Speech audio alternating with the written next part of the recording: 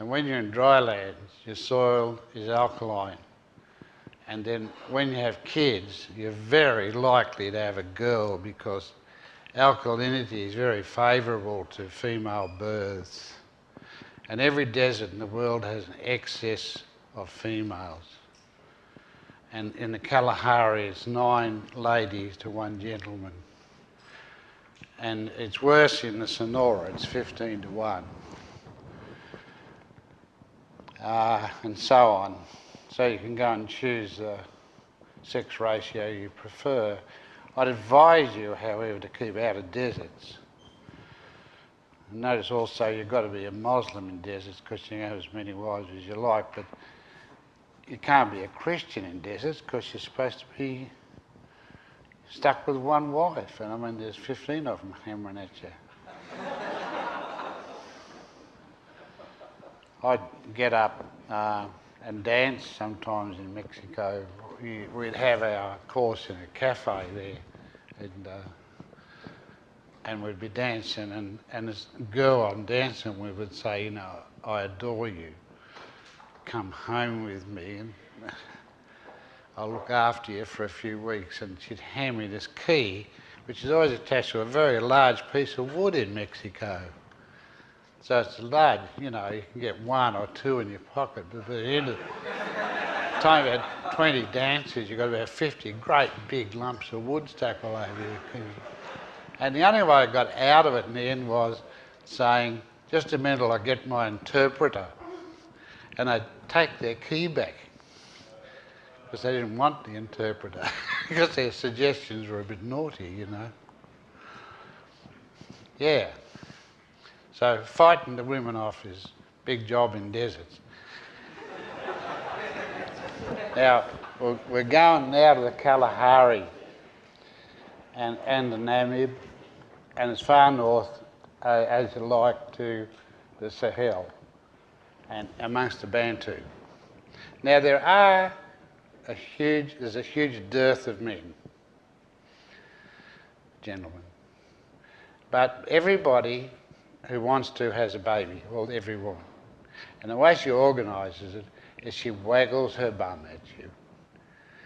African women and Asian women are differentiated on 2 things. One thing is, African woman never bends her legs. She bends over and works, washes in the tub on the ground and everything with her legs dead straight. If she sits down, she puts her legs straight out and she plays mzira on her knees, you know.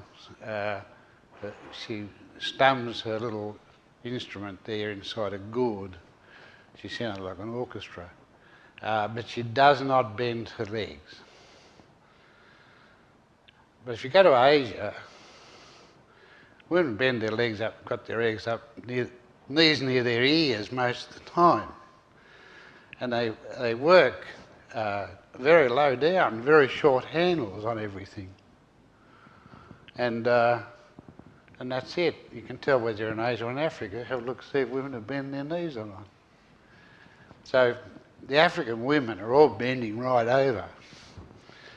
And you know, get out in the villages and all they got is a thong around their middle and a couple of strands of leather hanging down front and back.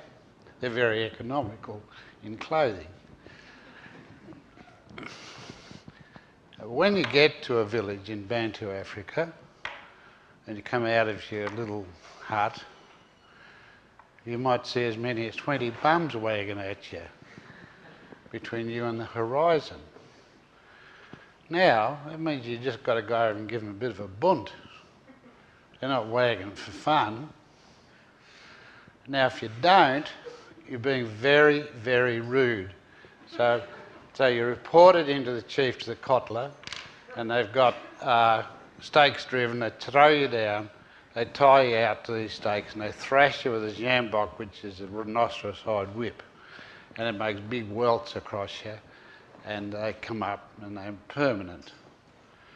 So there's no good taking no notice of the bum, you better seize on it and do your duty.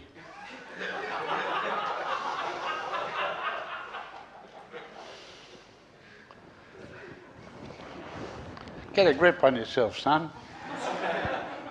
You can't actually do your duty. I mean, like, you got 40 waggle days. You're not going to cope. And Can we bring that into this country?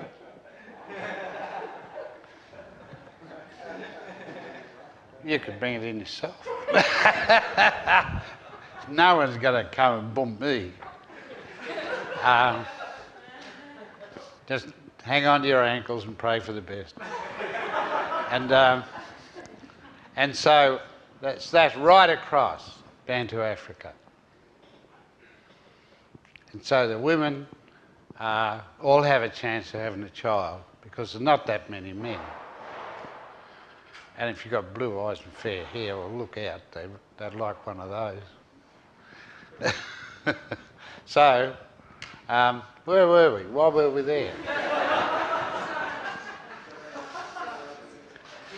It's very interesting to look at moralities in relation to climate.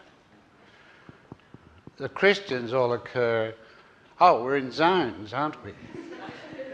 Yeah, Christians are all in here somewhere when everything's like medium. And you can put up with monogamy there at medium level of resources. But as soon as men get scarce, out the window with the monogamy. It's like several wives. You've got to put up with several wives. And you can have as many as 10 pairs of stockings in the bathroom drying. Life gets pretty horrifying at that stage. Yeah. So you've got to change from your monogamous Christian ideal to any African one or any Muslim one. And you think by chance that religions arise in the deserts, don't you? No, it's by necessity. Immorality is often edaphically settled by the pH of your soil. We permaculture people know these things. And we have observed it. Also, the other thing is that those few donkeys in the village that the blokes get on the sledge and follow out of the village to Zone 5, they're what saves them. Because when you're on a sledge travelling into the night, you can't see a waving bum, especially if you're looking down at your sledge. And when they come back, they all sit. They have a big meeting tree. All the sledges come in. There's a stem there, crown there, and all the men sit around looking at the tree till night falls. And they can't see anything else but the tree, can they? So you can waggle your mum off like mad and they can't see you. So you've got to arrange for somewhere to look. And I was okay because I smoked and I always dropped my cigarette packet. I'd be down there scrabbling on the ground and picking up my ciggies and stick it back in the packet. And then I'd march off in the other direction. So I never saw anything. As long as you don't see it, you won't get punished for ignoring it. Makes sense, doesn't it? Right. So deserts, when you go to work in deserts, you've got to be aware of the circumstances and be ready to start out into the night and back. It's exactly the same on the Deccan and out on the Thar Desert and everywhere you go in the deserts, because you cannot rear surplus males in an alkaline environment. You can't do it with cattle, sheep, horses or people. Alkalinity, you've got to put up with females. Oh, here we go. And now the next thing, the other class of energy is those wild energies from outside coming in. Rain, floods, sun. And for that reason,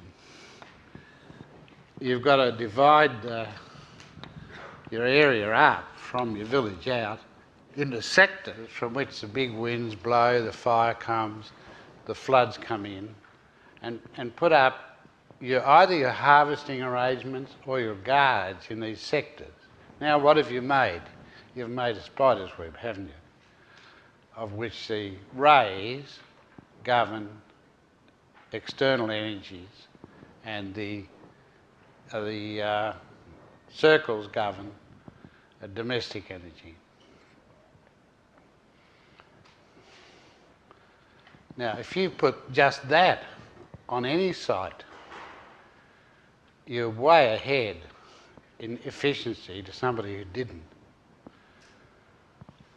If you look at any site and put this invisible spider web on it, you're way ahead.